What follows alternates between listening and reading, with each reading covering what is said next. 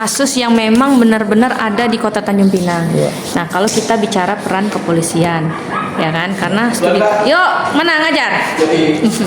Karena kita melihat studi kasus di Polres Tanjung Pinangnya. Tapi kalau kita mau normatif, ini sebenarnya bisa mengkaji ini secara normatif. Jadi kita tidak perlu lagi membuat studi kasus Polres. Jadi kita tidak perlu data secara spesifik di Tanjung Pinang gitu. Nah, jadi nanti coba Revan atur judulnya. Ya, kita udah ketemu nih masalahnya apa kan? Masalahnya ada di pasal 28 ayat 2. Nah, di ayat 2 ini kan disebutkan setiap orang dengan, nah kita fokusnya di mana?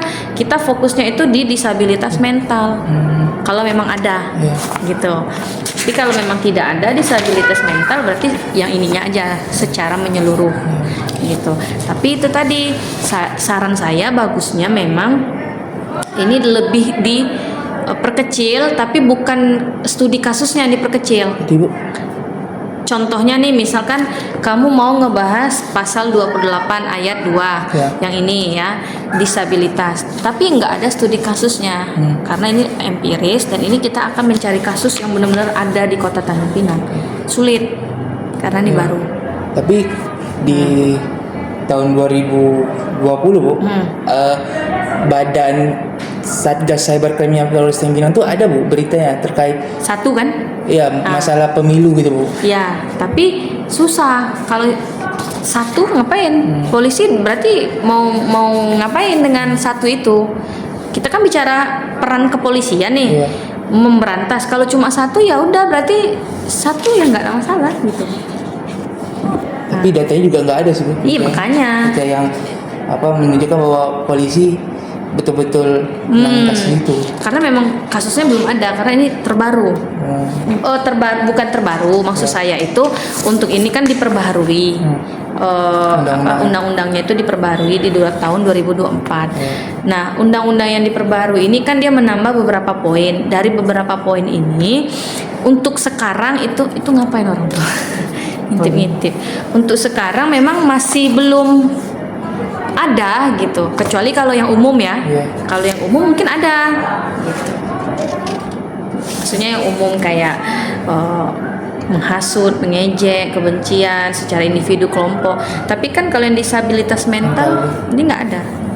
Jarang. Karena misalnya di Twitter tuh orang lebih aware Bu terkait masalah mental. Iya, karena sekarang kan isu-isu yang ada itu masalah mental sangat di nomor satu kan gitu, apalagi dari sejak COVID lah saya tengok tuh isu-isu tentang mental. Nah, jadi kalau saran saya mending untuk judul ini diubah, tapi dia dibuat senormatif mungkin gitu. Jadi kita nggak usah bicara tentang peran kepolisian. Jadi kita bicara secara normatif, kita hanya bicara aturan saja. Tapi dengan data data seluruh Indonesia aja, kayak data yang ada seperti ini. Nah, kalau bicara peran kepolisian ya berarti kita spesifik.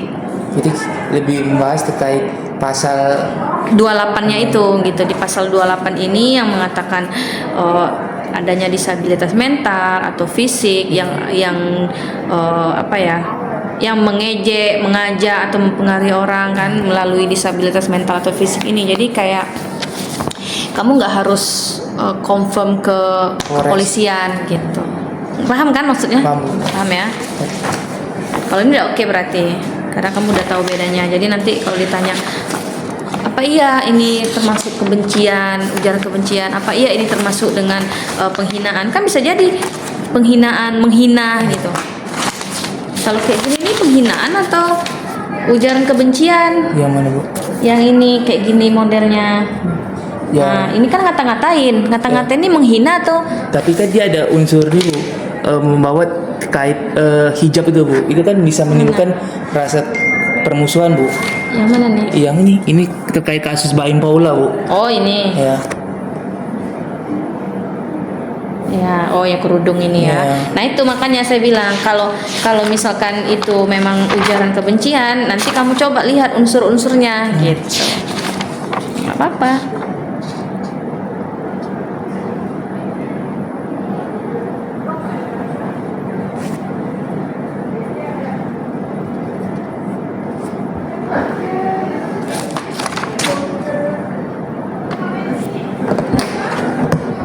Nih kan kalau ujaran kebencian itu mengatakan bahwa kelompok harus dimusnahkan karena agama atau etisnya. Nah, kalau kita lihat di sini kan statementnya ya elah perempuan.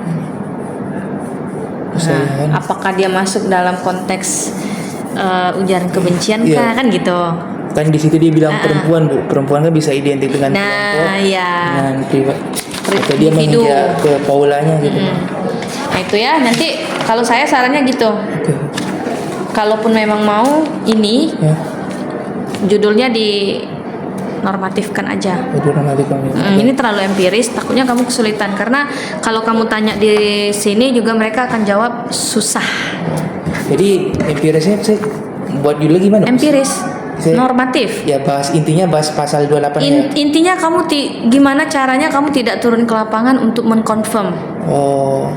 Gitu. Kalau ini kan kamu harus wawancara nih. Maksudnya ya kita juga harus ada wawancaranya juga. Tapi gimana caranya judul kamu itu tidak harus membutuhkan data yang lebih empiris. Kalau hanya sekedar wawancara untuk melihat kasus ini nggak apa-apa. Misalkan nih kasus ini bicara tentang ujaran kebencian, terus kemudian kamu mau buat kasus ini judul ujaran kebencian ini melihat pandangan dari polisi yang ada di Tanjung Pinang, bagaimana dengan kasus seperti ini, gitu. Itu nggak apa-apa, maksudnya untuk menjawab dari sisi penegak hukum. Tapi kalau ini kan memang plek-ketiplek perannya yang kamu bicarakan gitu. Paham nggak? Paham bu. Jadi saya yang masih janggal tuh